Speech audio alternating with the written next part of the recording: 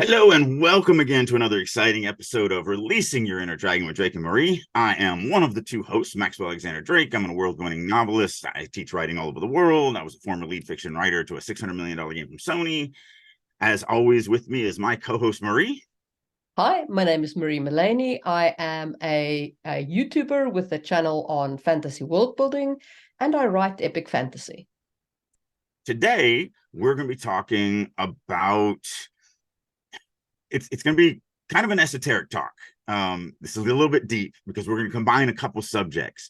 But basically, it boils down to when you add elements to the story that you didn't realize was also bringing a thematic element along with it, and then you forget to even look at that thematic element until the book is published, and then somebody says, hey, you went down this rabbit hole of this theme, but you never explored it. Why did you do that? And the answer is because you didn't even notice that you dragged that theme into your story. So again, a little esoteric, but it should be a really cool discussion based on some preliminary things we did. But before we begin, please help us. We are growing. We're in that top 1% of podcasts, which means we're still not eligible for monetizing or anything like that. So share this with your writer friends, put this on your social media, subscribe, all of that great stuff. Help us defeat the allegory monster, and spread the word on how to write better. Today's episode is brought to you by DrakeU. So DrakeU.com is my platform for my online training videos. And Marie is actually doing a series of training videos for DrakeU. They should be out in the next few months. We're in the throes of creating them now. And I say we, I mean her. I'm definitely on the peripheral on this, other than just looking at it and going, yeah, that's great. So do you want to say a few words about what you're doing? So the course that I'm developing at the moment will be the start of a world building course, and it will cover the basics of creating a magic system. So things like, how do you tie a magic system back to theme? What does creating a magic system mean for your theme, for your world building? How do you pick a source for your magic? How do you pick how your magic is manipulated? What if you want a softer magic system? All of those kinds of questions. And while I was busy developing this, it got me thinking about all of the magic systems I've seen where there have been something that should have been a thematic component that the author just kind of ignored or didn't deal with in what I think is sufficient detail. And in some cases, like, it has resulted in criticisms of that IP, because the author kind of brings up this thematic component and then just ignores it. And there are implications to doing that. Yeah, either ignores it or, like I said, maybe not even realize what they did. I mean, you brought up a really good one when you were, one of the biggest IPs in the world, Harry Potter. Yeah. So go into that and what you were kind of saying. So let me start with the Harry Potter, the thematic component that I feel is most unaddressed in that IP, and that is the situation with the house elves. So it starts, and this isn't a thing that J.K. Rowling introduced and ignored. She introduced it, she started down the path and never finished it. So in book 2, we're introduced to Dobby the house elf, who's part of the system of enslavement. At the end of book 2, Dobby is freed, and, he becomes a free elf and he embraces his freedom. Did it happen that quick? I mean, it's been decades since I read it. Yeah. Did it happen? I thought it was No, Dobby got freed in one book. He got free. Wow. He got freed in one book. But then in the subsequent books, I can't remember when this starts. I think it starts in book 4 or so. Like, Dobby comes to work at Hogwarts as a free elf, and he brings with him another elf who'd been freed, Winky. And she'd been freed as a punishment. And so she's very depressed about it, and Dobby is obviously very happy about being free. And Hermione starts to work on this campaign to free house elves, or to convince house elves that they can be free.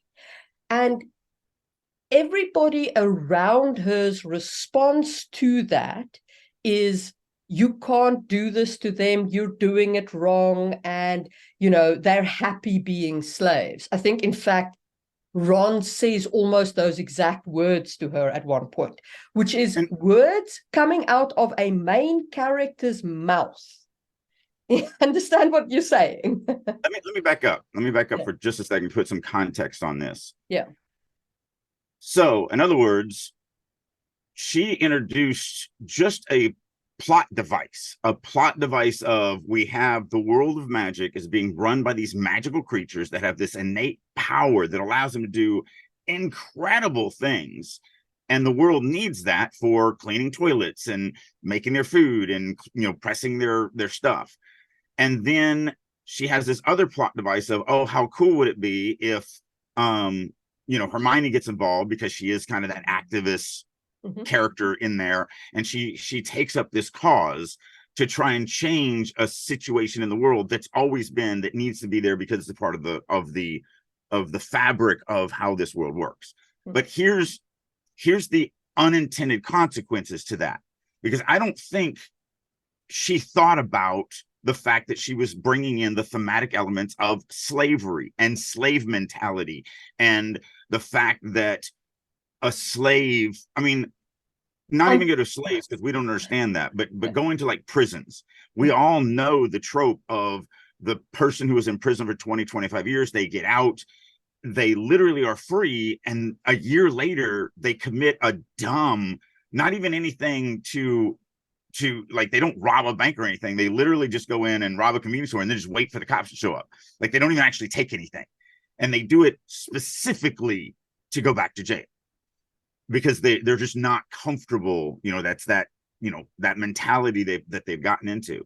So these are some dark, heavy thematic elements that she inadvertently, I think, because again, I don't know her, we didn't talk to her about this, so maybe she was like, because if she brought him in and didn't think about it, then that means basically maybe she was possibly supporting slavery.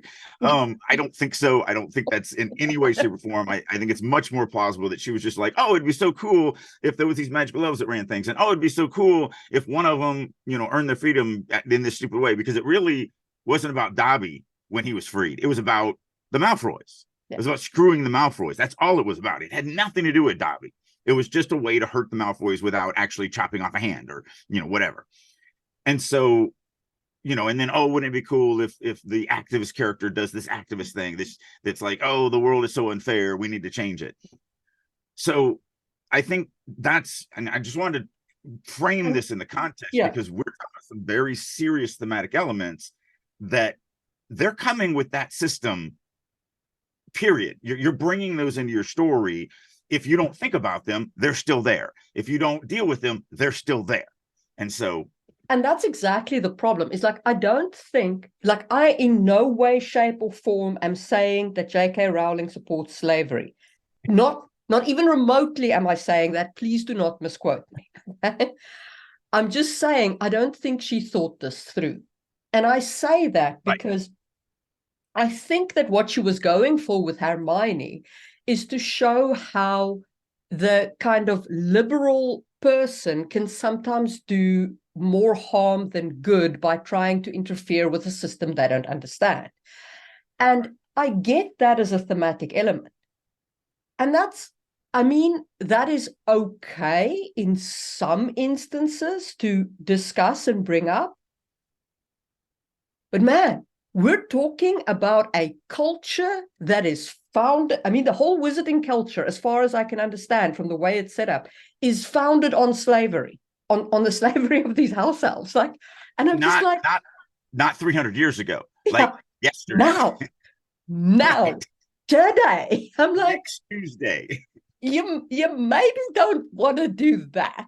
Like, if you want to show the harm that kind of liberal activists can do, and I'm not saying they don't do harm, pick something a little gentler than slavery. Like, especially when we're talking about it is still how it runs today. Like, I think the world that she created would crumble and have a lot of issues if it wasn't for the house elves. I mean, that is an integral part of house.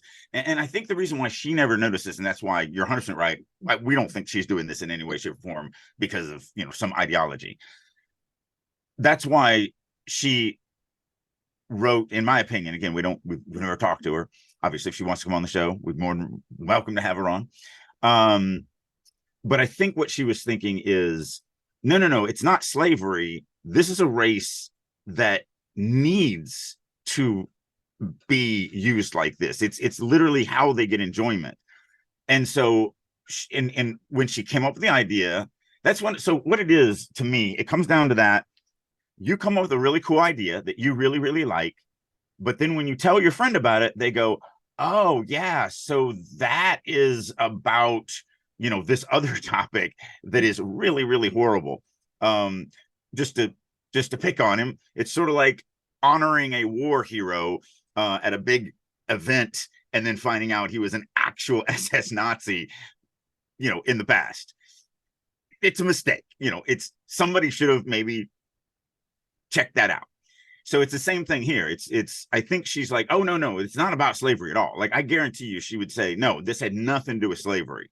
This has to do with a culture that is designed to be a part of a symbiotic relationship. Like, we actually get what we get, the fulfillment out of life, by doing this.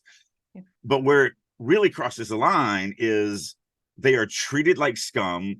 They live in squalor. They literally have nothing but toil and torment. And they have no agency to leave. Right. They are slaves. Slaves. Yeah, this is not. That's just one of those. And the thing is, like, I know the fairy creature she based this on. She based it on the brownies, okay, which is a Scottish fairy creature. Mm-hmm. But the thing is, brownies in fairy mythology, if you offend them, they leave your house. Right. And that's what she took away from it in order to have the whole storyline of Dobby being abused, because otherwise, why would Dobby stay with the Malfoys? I can see every step she took along the way to reach here. 100%.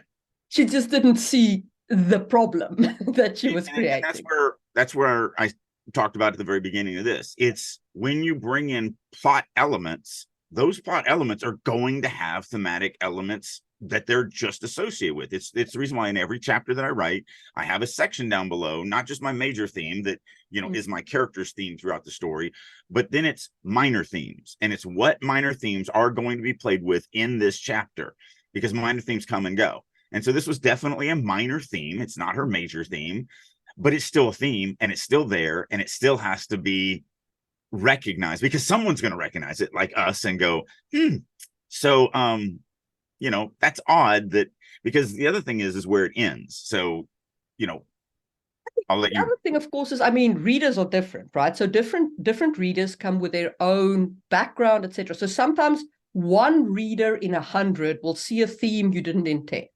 And if it's one reader in 100, it's highly unlikely that it's going to cause a huge problem for you, right?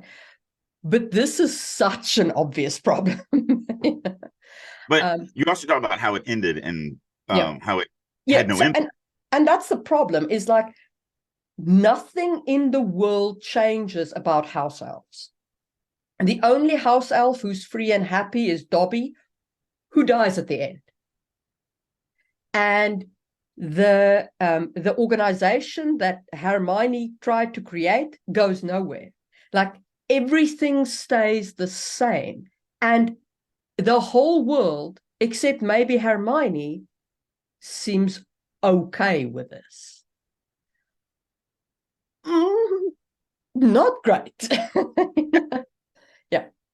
So because you know, we have hearts and we have empathy, and we're like, wow, that's a pretty crappy thing to do to an entire species. Yeah. And I mean, there were people who said that kind of thing about, you know, Africans at one point in our history. There were people who said that kind of thing. You know, Romans said that about people they defeated, and so, like that. You know, these are not. Yeah, these are things one should think about. Yeah. Yeah. to go with a different example, and this is a little less obvious, I think, but and we've talked about this in other veins because I've had problems with it in different aspects, but it still leads exactly down this path. So when we get into the Wheel of Time, magic on the male side makes you go insane, which means you are bringing in thematic elements of mental illness.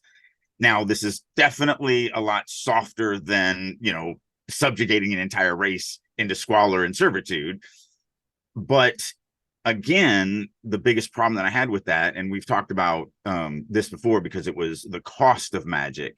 And I always say, be very careful when you choose a cost, because if it doesn't have an implication on your theme, if it isn't actually required, then it's just a hindrance. It doesn't add anything. And so that's my biggest reason for not liking it. But the other side of it is he never really, he does lean into the fact that Rand uses it to make himself appear crazy so that everyone else thinks he's crazy, so nobody can see what his actual plan is. They all attribute it to the fact that he's going crazy. But that has nothing to do with mental illness and dealing with mental illness and the harms of mental illness and the struggles of mental illness. He's actually, that's the good, like he's using it as an advantage. It's this, oh, look at me. And it's almost, I think it's better in Hamlet. But it's basically a lot like what Hamlet did. The difference is Hamlet may actually be going crazy. He ends up killing his family and himself at the end. So, like, obviously something is not exactly sane in that brain of his. So, that's an example of, even though in Hamlet they don't address mental illness, they do show, like, no one addresses and goes, oh, we should see a shrink, and oh, we should, like, but they show this mental decline through jealousy and rage and revenge and everything else that ruins him. And so that mental decline down, the audience gets the thematic element of, oh, this is bad if somebody goes down this path. If I go down this path, or if someone I love goes down this path, they could end up just killing themselves and killing everyone around them. So that's still dealt with, even though it's not directly like, hey kids, mental illness is a serious thing. For a dude who wrote 400 years ago, Shakespeare actually deals with mental illness, or at least shows the harm that can result from mental illness left untreated remarkably well. Lady Macbeth, I don't think they had any treatment. No, they didn't. They locked you up in an insane asylum and tortured you, is how they treated it. So, but Lady Macbeth's descent into madness from her, out damn spot, and that whole like sense of guilt and so on about killing.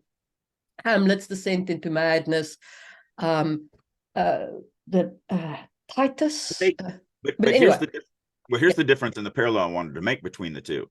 In Hamlet, the insanity is integral to the story. It does move the plot and be the culmination of the plot. Whereas in Wheel of Time, it doesn't do anything. Nothing. Every book, you're like, oh, he keeps using magic, and if you keep using magic, you will go insane. Like, but and I've said this before, it's like the annoying mother with the 4-year-old child in the grocery store that's a terror and ruining everybody's day, and all she keeps doing is, all right, one more time, little Johnny, one more time, and I'm going to punish you. One more time. Oh, you did it again. One more time, and I'll punish you, Johnny. Oh, you did it again. One more time. I'm serious. No, you're not. You're not serious. You're never going to punish the kid. So that was the way I felt with Rand. I think for me, the bigger problem for me, even with disregarding the fact, because I guess you can kind of make peace with Rand being the chosen one, but he never deals with any of the other males who could potentially, he never deals with the mental illness aspect of it at all. Like, no. It's just, oh, you go mad until they go crazy, and then he kills them. Yeah. It's just, he literally does the insane asylum thing where it's like, I'm just going to let you go and I'm going to use you until you go crazy, and then I'm just going to kill you. Yeah. And that's not great. Like, it really isn't. But again, just like with Harry Potter, you can see how Jordan's thought process was, as he's going, oh, this is a cool idea, without looking at the thematic elements that it's bringing into the story. Yeah. Now, could he do it differently? I mean, of course you can always do it differently, but I mean, could I legitimately fix that plot arc and have the insanity actually impact the story? I don't know. I don't know if I could. I mean, that's again, that's why I feel like when you choose cost for your magic system. I will just point out that Jordan has a part of his books called The Slump, where he could absolutely have introduced a massive story arc about dealing with madness, and it would definitely have made those books better. Well, he couldn't, because the slump was during his cancer treatment. And since I've gone through cancer treatment, and I know you basically are a zombie during that, it's why those 3 books, it's either 8, 9, and 10. I think it's 8, 9, and 10. They're one story. Like every arc starts at the beginning of book 8 and every arc ends at the end of book 10. Like it's literally one novel. But my cancer treatment was $140,000, and I had a very small, peripheral kind of form of cancer, compared to, I mean, it was still full-blown cancer, but I'm just saying, compared to, like, I've got a friend, Cyril Vanderhagen, who's an amazing artist. He's got a rare form of blood cancer that he's been dealing with for almost 10 years now. 10 years of constant treatments and constant just suffering. And, my heart goes out to him every time we speak. I hate what he's gone through in his life, because he's such a great guy and an amazing artist. But yeah, I give Jordan a lot. Before I had cancer, I gave him leeway, because I'm like, I mean, I don't know anything about cancer, but that's got to be a crappy time to go through. So I'm just gonna give him this. Now that I've gone through cancer, I'm like, oh yeah, no, you put it. I mean, the only thing I did during cancer treatment was write 50 pages extra on a screenplay that was already finished, and they were just little one-liners, like, and he stomped his foot, or he felt angry. I mean, I didn't do any tells, but basically that's all they are. They're just one-liners in between dialogue to give a little bit more detail. I know to what's going on, and I could barely do that. But I would argue that you could definitely take those 3 books and put in a great mental illness arc. Take out cancer, and 100%.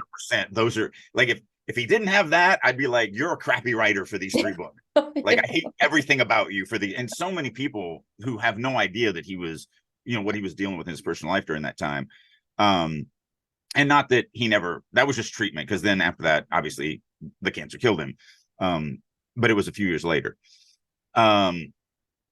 So yeah, a lot of people, my friends, and they'll go, man, I tried, and I got to, and they always say, I don't remember what book it was, but I got to a couple books and they were just awful. And I'm like, yeah, let me explain. And then they're like, oh man, okay, I feel bad now. Like, well, I mean, yes and no. You got, like, yes, obviously, like, you can understand what the dude was going through, but at the same time, I mean, they still suck. Like, they are still very, very difficult to churn through. There's no doubt about that. I've only read them, I think, 4 times now, maybe 5 times. And full disclosure, even though I consider that my favorite series, I still have never finished it. Because I have to start from the beginning, and I have to read it all in one sitting.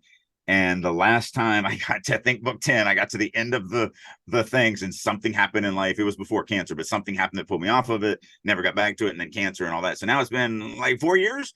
So I'm going to have to start all over with the prequel. And you are talking 16 books with the prequel, and you're talking, each book is what, 30 hours long on the audio. So we're talking 400 hours that I'm gonna have to spend.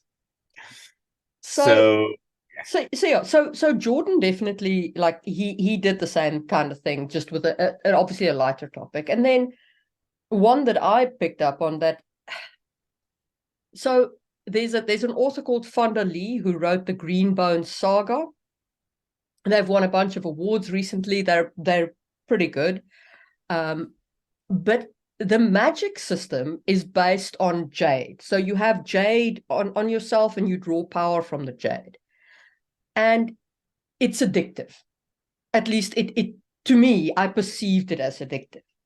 And that would be the cost. That would be the cost, right? You get addicted to this. But And you know what? Actually, before you go on, Magic is a good thing, right? It's a thing that gives you power, and you get addicted to it. But as long as it doesn't get removed from you, you're fine. And I feel like it doesn't. The books don't deal with this addiction in a serious enough way, given the situation that our world is in. I addiction mean, is horrible. addiction is a terrible problem that many of our societies are struggling to deal with, and we're struggling to find solutions for.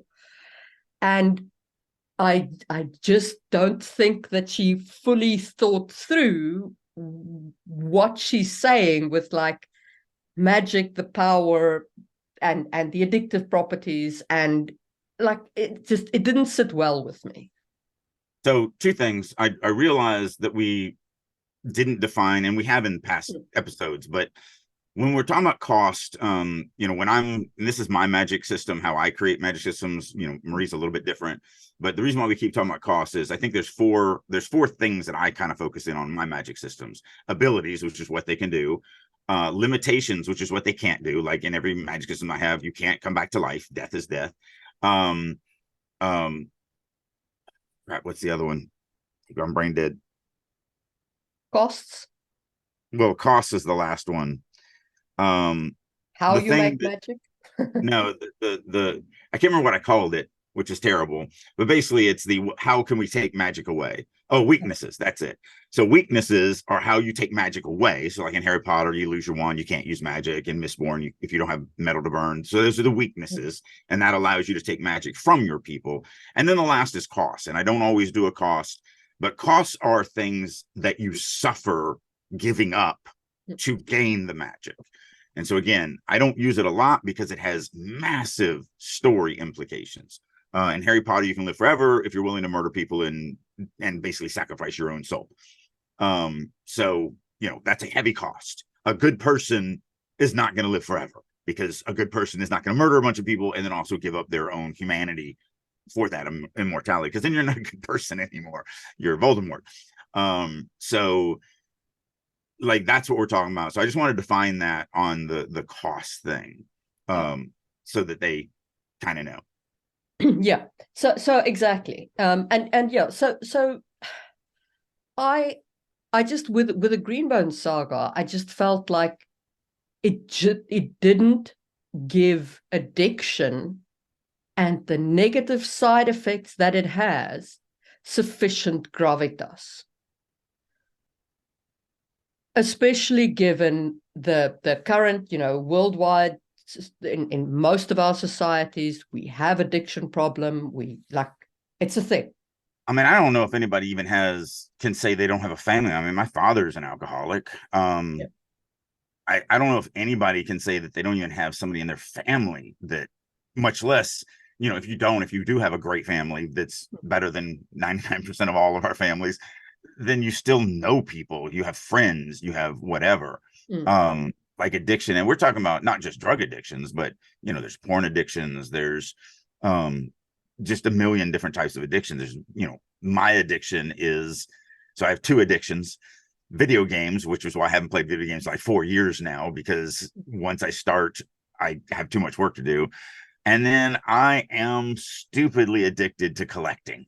Like I try to stay away from Kickstarter because I won't even read these stupid things that I'm buying, or even comic books. I buy comic books every Wednesday. Every Wednesday, I go buy my comic books.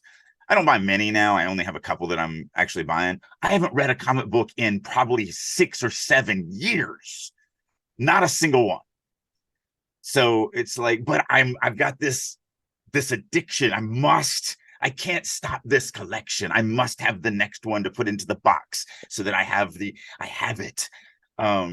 And those are fairly innocent addictions. You Yeah. start talking like alcoholism or addiction to drugs or so. I mean, I had a friend that we had to stage an intervention to stop her playing WoW, Yeah. because World of Warcraft, because she was basically pouring her whole life into it and like stopping work for the stuff. Yeah. I got a story I'll tell you offline about it was an MMO. It wasn't WoW, but Yeah, basically, a friend of mine basically gave his wife to another dude and said entertain her so that he could have more time to play. Um, Like anyway, that, like that. So yeah, I that mean, that's it's my real. like, and that was kind of why I was a little iffy. And as I said, I don't like, again, I don't think Fonda Lee is in any way, shape, or form saying addiction is fine as long as you get power out of it. Like, Right, I'm not saying that that's what she meant to say. I'm just saying there is elements of this that comes through because she was thinking of her major thematic components and the right, things that she's playing, which is like this gangster lifestyle, and like it's I can see all of that. But right. the minor themes still come into play. And if you don't think about them, somebody else will. Right. Now, let's take this home. Let's bring this around and go full circle with it. We are not saying that, so like with Harry Potter, she absolutely should not have written an entire book on the liberation of slavery and the ills of slavery and all of this. Yeah. That then becomes the major theme, and now that is the story that you're telling. We are not saying that. All we're saying is that if you're going to bring these plot devices in, pay attention to what themes are attached to them, because they're, that's why I say, I have that statement where I say, if you don't have a theme, you don't have a story. Mm. And I believe that. But I also believe, and this is the contradiction to it, every story has a theme, whether you wanted it to or not. Everything, anything that deals with humans has a human thematic element. So you can't tell a story without a theme. The problem is that if you don't have a theme, then you're not focused, and the theme, your story becomes muddied because nobody understands what you're trying to accomplish with the story, because you're accomplishing everything. So we're not saying that like with Wheel of Time, to make it all about mental illness like Hamlet was, or we're not saying that the addiction in what was it, Jade Greenbone Saga. Greenbone. I've got Blood and Bone on my mind, and that's what came up. And I was like, no, it's not Blood and Bone. So we're not saying that the author should have made these the major themes. What we're saying is you have to do them justice. You can't. They basically become Chekhov's guns. And so Chekhov's gun is a literary term that basically the gist of it is, if in the first chapter the character walks in the room and you spend time describing a loaded gun sitting on the table, and you point it out to the reader, that gun has to be used at some point. You can't bring up something like that and then just never mention it again, because that leaves them completely unmoored with, they're going to constantly be, instead of paying attention to your story, they'll be like, but the gun, there was literally a loaded gun. Why? Where? What? And so that's what we're saying. We're not saying, oh, I gotta, now that I've introduced house elves, I now have to change the entire Harry Potter story to be all about slavery. No, but it's a B story. Yeah. It's just something. What we're saying is you can't just ignore it. You can't check off gun it. You can't just ignore it. And ideally what you want to do is, just as a minor storyline, have the threads of things are going to change. Right. That's all. That's all like she just needed to have Spew gain a little bit of traction and run by itself, and the situation would have resolved itself. Because it would have been like, yes, activism eventually breeds through and change will happen off screen. Right. Yeah, and because that's all we needed with Harry Potter. And again, I don't remember it. It's just been too long for me. So I'm leaning on I'm saying this as fact, but I don't remember 100% the whole Dobby story arc. But yeah, that's all she needed was, like, I mean, think about a touching scene where Dobby dies, but there's a group of 5 or 7 house elves that mourn him and go, but you know what? He gave us our freedom. Exactly. We now know that this is cool. Yeah. And we're going to carry that legacy on. And so it doesn't impact the world of the story. It doesn't do anything, but it does put that bow on it for the audience to go, you know what? House elves are going to be okay. Yeah. I mean, it might take another 100 years, but they're going to be okay. The crack is in the dam. Exactly. And so that makes me feel good. Yeah. because I don't like slavery and I don't like subjugation of an entire species. It's Yes. just, I kind of consider it morally wrong. I know I'm crazy, but I kind of see that as a bad thing. Yeah. So like that's what we're saying. So definitely don't think that we're saying, oh, well, if I've got this plot device, now I've got that comes with this thematic element with it. Because again, every plot device has a thematic element with it. Every one of them. Yeah. Don't let it take over your, major thing unless You don't have to. You don't have to go to town on it. You don't have to, like write a whole social commentary on addiction. Like, I'm not saying you need to do that. Just put in, like, just deal with it in a minor thematic way that lets the audience feel like, okay, this has been addressed.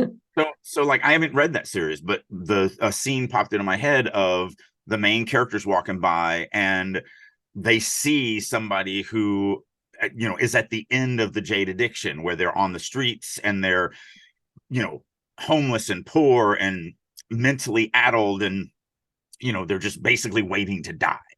And then the character thinks, oh yeah, I am messing with some stuff. I need to, like, oh, I know what I'm doing. I know it's bad, but I've got to do that. Like even something as simple as that to show the end of that road if things go wrong. Like, even if the world is like, no, yes, it's a drug and yes, it's addictive, but 95% of everyone who does it is fine. It's not a big deal.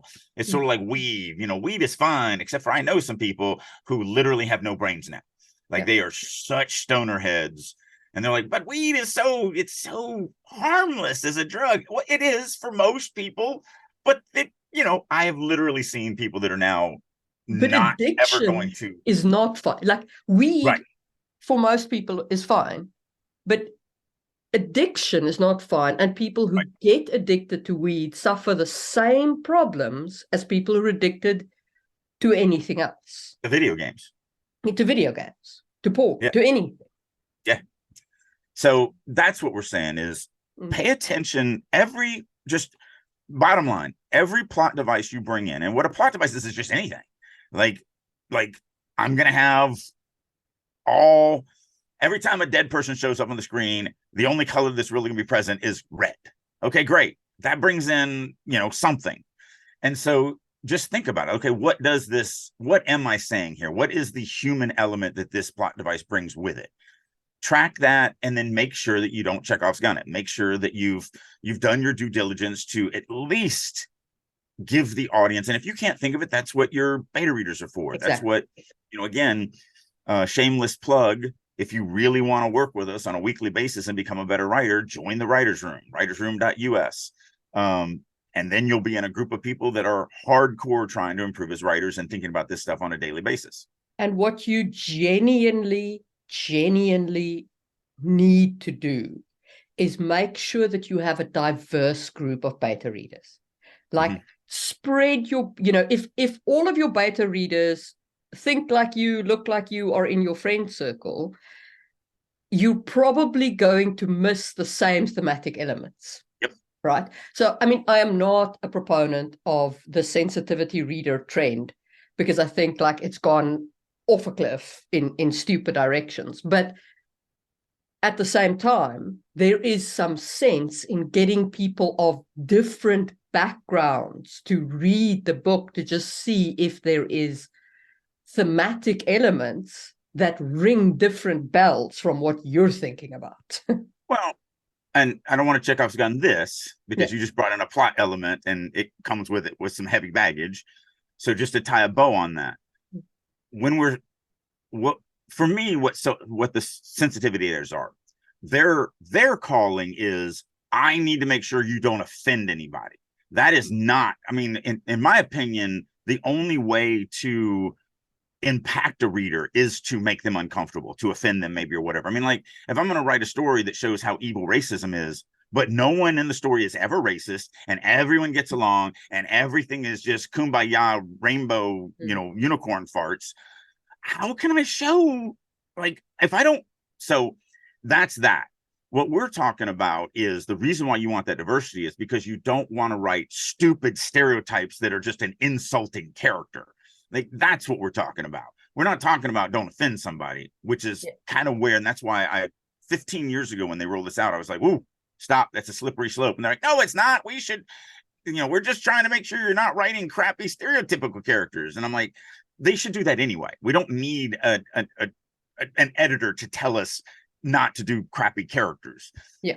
But and that's why I say I'm not a fan of like that sensitivity, because I feel like they're looking at the wrong things. Right. Like I said, they're just trying to see, you can't offend anybody ever. Yeah. And whereas what I'm talking about here is and why you need people of diverse backgrounds is because you need people to look at your stuff and be like, "Whoo, okay, so my family suffers from mental illness, and you've just treated mental illness like it's caused by magic, like there's no cure for it, and like you're best off if people shoot you in the head after you get sick. You sure that's the message you want to send?" Yeah. Yeah.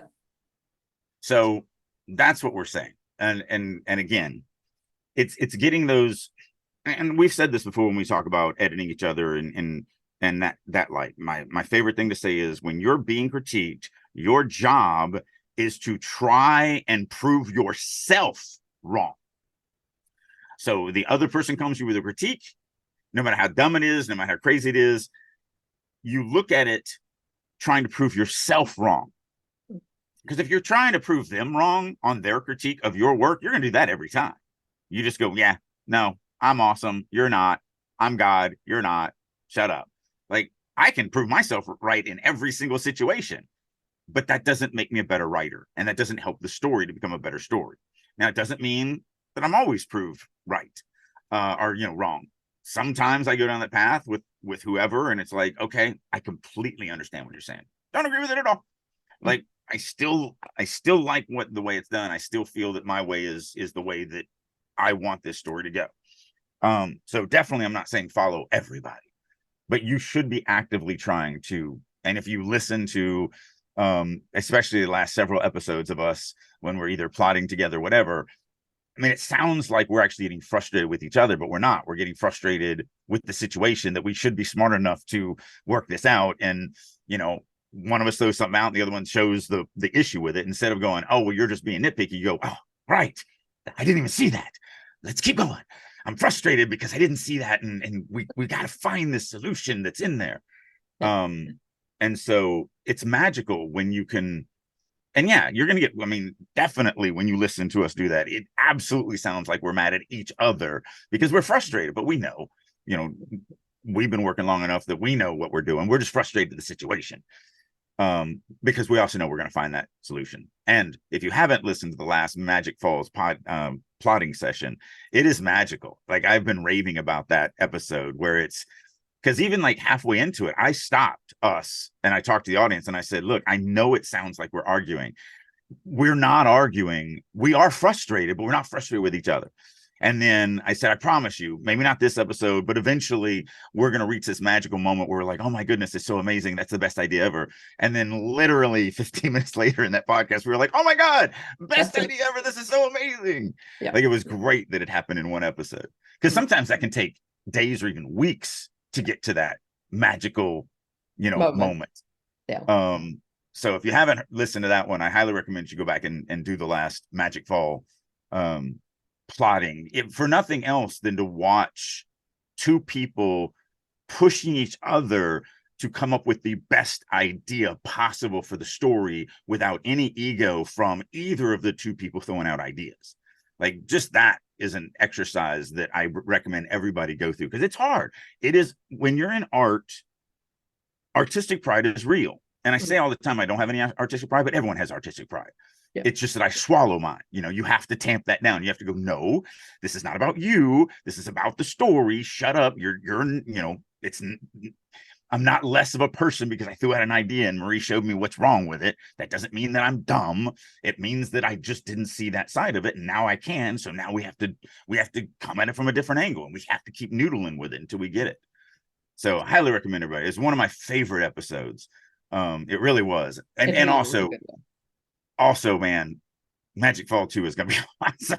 Like, that's the other thing that was so exciting about it. But anyway, so So I think that that is a good place to bring this episode to a close. When you are introducing things like your magic system, your fantastical elements, and so on, and just give some thought to what minor themes, what baggage these things bring into your story, and whether you have the scope to deal with that baggage in your story. If you don't have the scope to deal with it, maybe reconsider introducing that plot element. Or like what we were talking about on a couple of these different things, is there a way that you can very quickly just put a bow, like, like what I said for the Jade story, maybe we just see there's a hospital dedicated to taking care of people who it went wrong for, that it is a part of society that we have to deal with these people. Or in the Harry Potter series we talked about, very simple. Dobby dies, there's 2 or 3 people, house elves that are like, but we actually have seen the light. Whatever, like, and that doesn't take any extra. I mean, you're talking a couple of paragraphs. What is that in the scope of a novel? Nothing.